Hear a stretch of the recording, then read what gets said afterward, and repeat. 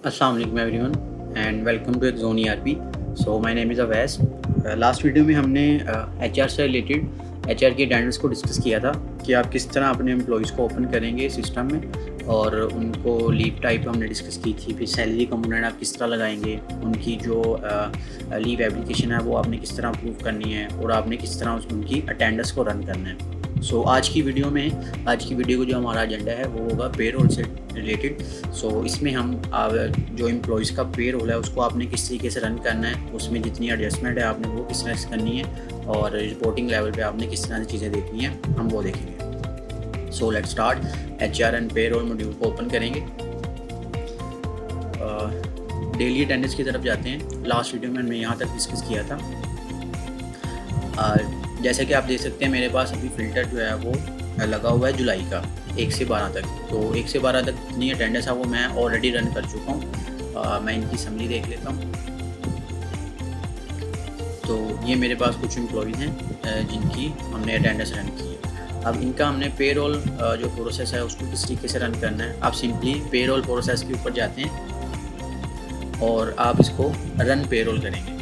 यहाँ पर आप सिंपली अपना मंथ को सिलेक्ट करते हैं, जैसे ये जुलाई है, और अपना ईयर सेलेक्ट कर लेंगे, और आपकी टाइप कौन सी है payroll, regular monthly payroll type. जैसे ही आप इसको क्रिएट करेंगे तो ये आपके पास इस तरीके से शो हो जाएगा। अब ये जुलाई की है तो मैं जैसे ही जुलाई को ओपन करता हूँ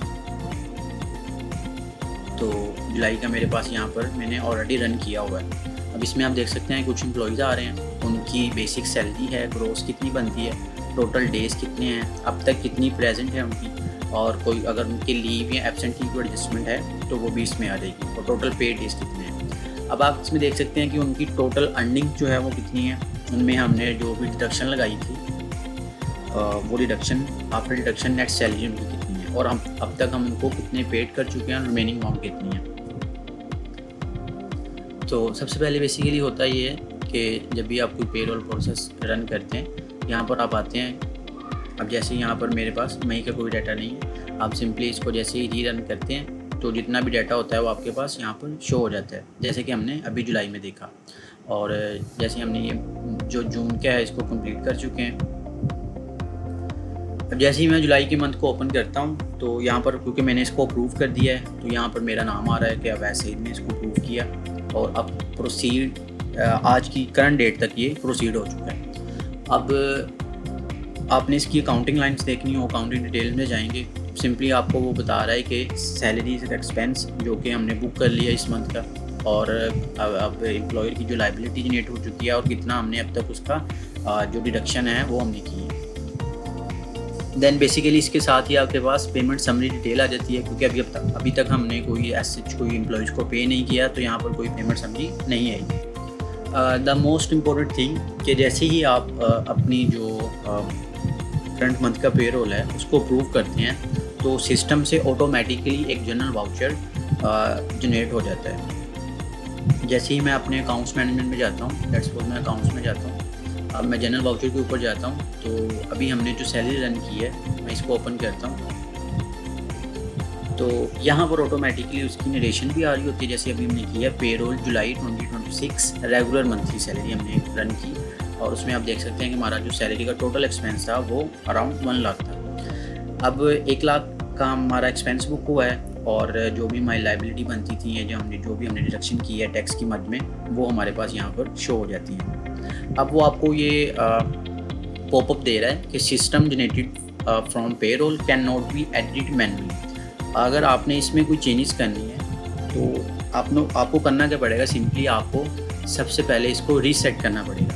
जैसे ही आप इसको रीसेट करेंगे तो ये आपके पास एडिटेबल फॉर्म में आ जाएगा। आप इसमें कोई चेंजेस चाहते हैं, आप दोबारा से इसको चेंजेस करें, इसको रीरन करें सिंपली, और दैन फिर इसको अप्रूव कर दें तो ये आपके पास अप्रूव हो जाएगी। जब मैं इसको दोबारा से रीसेट करता हूँ, और अब हम देखते हैं कि हमारी जो जनरल वाउचर के ऊपर क्या इफेक्ट आया। मैं सिंपली जनरल वाउचर में जाता हूँ।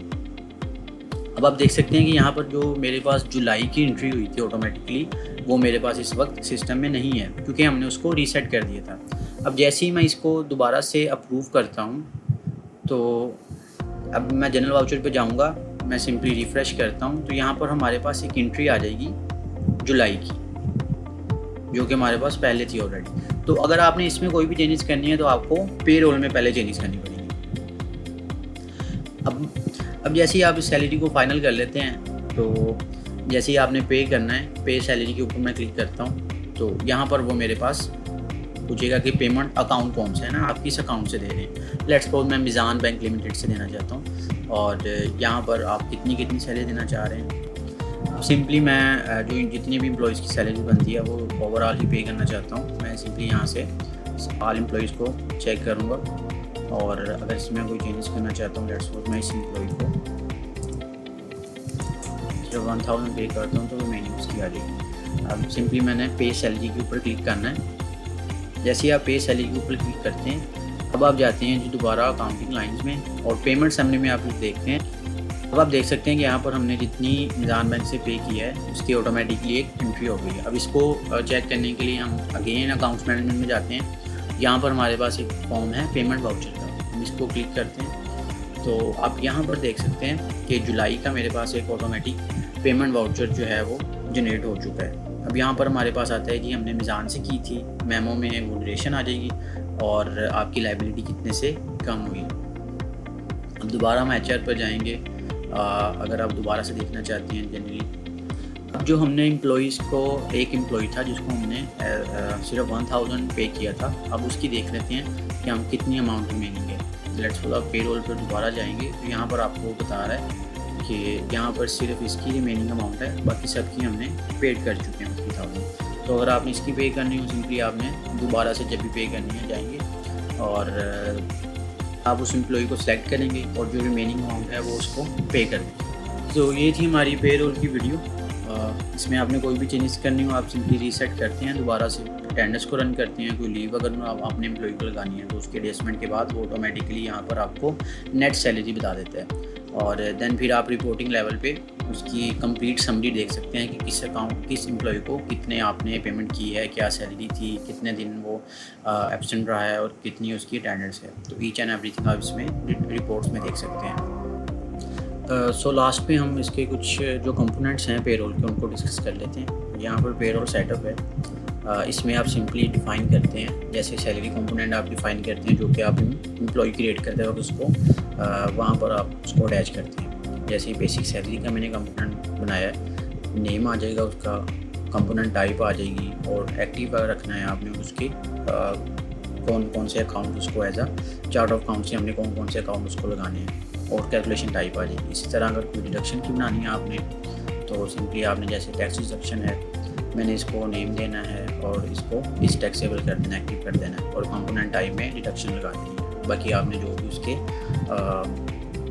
टैक्स का या अपनी जो भी लाइबिलिटी का अकाउंट उसको अटैच करना है वो आप यहाँ पर लगा देंगे। इसी तरीके से पेरोल टाइप्स हैं, जैसे अभी हमारी जो बाय डिफ़ॉल्ट टाइप्स आएगी वो रेगुलर मंथली सैलरी है, तो आप अपनी नीड्स के अकॉर्डिंग भी टाइप नेम रख सकते हैं। तो ये थी हमारी पेरोल की आज की वीडियो। अल्लाह हाफ़िज़।